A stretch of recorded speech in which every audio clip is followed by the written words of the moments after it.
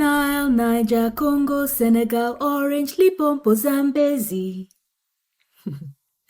I learned this little ditty as a child, a quick way to remember some of the African continent's rivers. That the river Nile tops the list is only to be expected.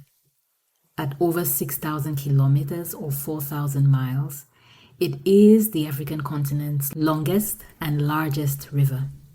Its drainage basin is dispersed over 11 countries. Its location in the northeastern corner of the continent, within reach of 3 and the most populous of the world's 7 continents, makes it one of the most historically and culturally significant places in the world.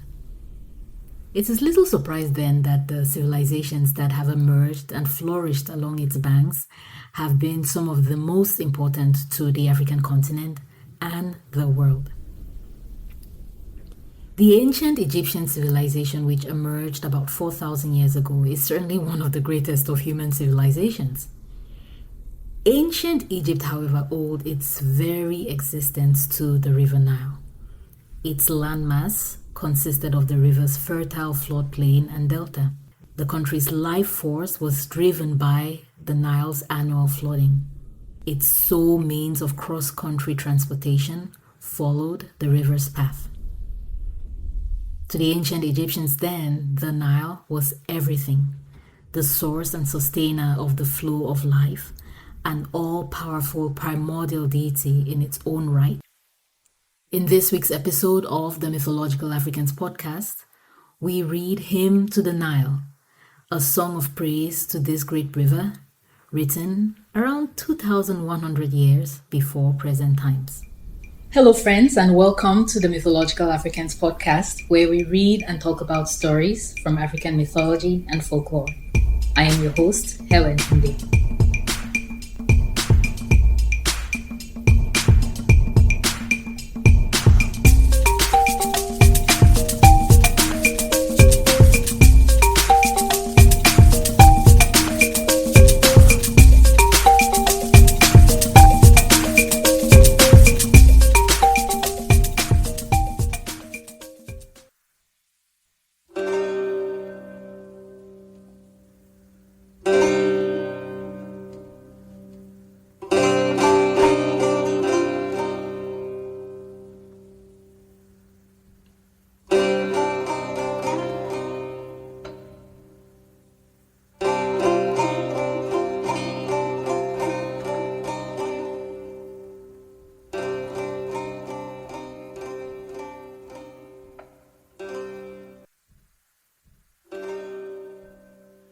Hymn to the Flood.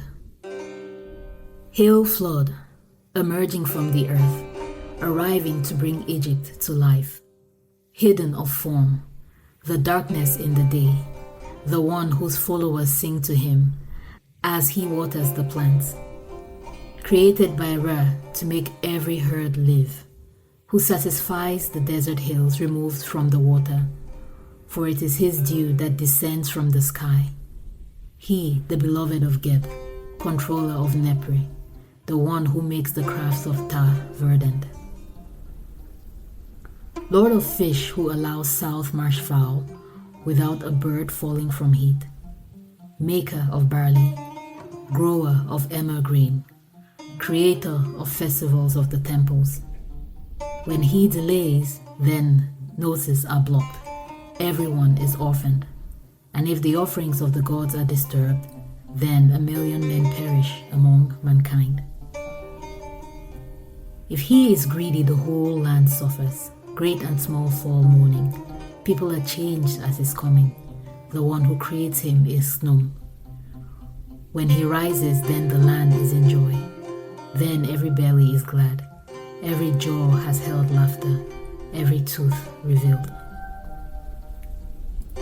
Bringer of food rich in provisions, creator of all goodness, Lord of reverence, sweet of scent, the one whose coming makes peace, creator of plants for the earths, provider of butchery for every god.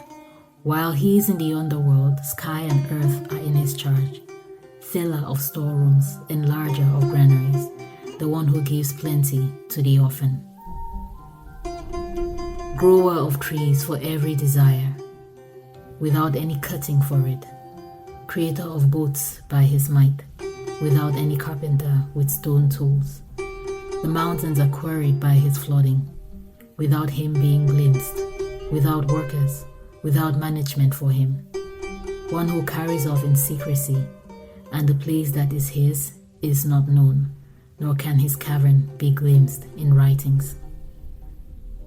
Without sailings of his selection, without a follower of his desire, yet youths and children follow him, and he is greeted as a king firm in his reign, arriving in his time, filling upper and lower Egypt. When drinking water, every eye is on him, the giver of surplus in his goodness. Whoever is in want emerges in joy. Sobek, child of Nile, bares his teeth, and the Aeneid within is parted. The one who spouts and causes the marsh to drink, the one who strengthens everybody. One man is made powerful by the doing of another, without any dispute with him. Maker of peace who cannot be bowed, and none can set a limit to him. Illuminator coming out of the darkness, fat for his cattle. It is his might that creates everyone, and none can live without him. People are clothed by the flags of his fields, he who makes Hetetep work for him. Shesem has made his oils, and there is no limit to tar in his form. All work is possible by him, all writings of hieroglyphs, his produce in the land of reeds. He who enters into the cavern and comes out on top, constantly striving to emerge in secret. When heavy, the populace shrinks. The food for the year is killed, and the mighty is seen nervous. Everyone distinguished by the weapons they carry. No one able to do their task, no one to cover what should be covered. The children of the rich cannot be adorned. No eye paint for the face, a want of hair for lack of it, no anointing for anyone. What is right is fixed in the heart of men, but falsehood is said after poverty. A man who mixes with the marsh water is not one to master grain. And even if you praise all gods, there is no bird who will descend on desert lands. There is no one who beats his hand with gold. There is no man who is drunk on silver. You cannot eat steadfast lapis lazuli. Barely is the foremost for strength. For you are started songs with the harp. For you they sing with hand claps. For you youths and children shout out. For you the crowds are assembled. One who comes with riches, adorning the land. One who makes fresh the hue of the bodies of men and enlivens the heart of the pregnant woman, who loves the multitudes of herds. When you rise in the city of hunger, then people are sated on your supplies.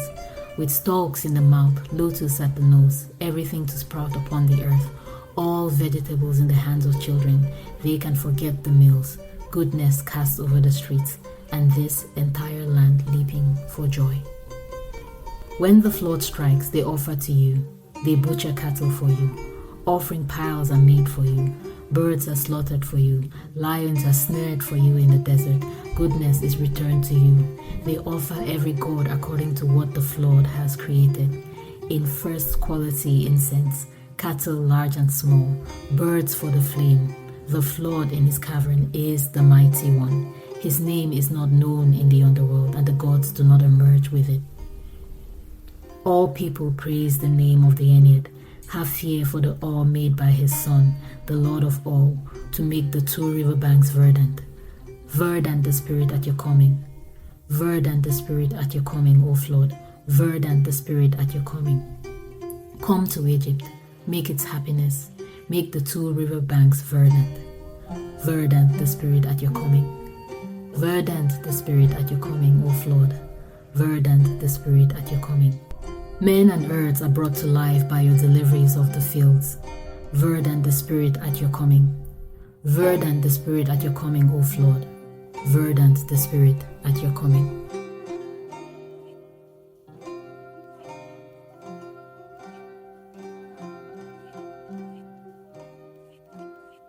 This version of Hymn to the Nile comes from a translation by German Egyptologist Wolfgang Helck. It is based on the version of the song recorded in the fifth of what is known as the Chester Beatty Papyri. The Chester Beatty Papyri are a collection of 11 biblical manuscripts of Greek origin written on papyrus, a writing material made from the pith of the papyrus plant. And this is referred to in the hymn when the Nile is referred to as the Lord of the Reeds, I believe, because the reeds of the papyrus plant would grow in the waters of the Nile. The name Chester Beatty comes from a man, Chester Beatty, who funded, I guess, the library that these manuscripts are held in. And the Chester Beatty Library and Museum is in Dublin, Ireland. A couple of the manuscripts are kept there, and the others are kept at the University of Michigan in the United States and in other locations around the world.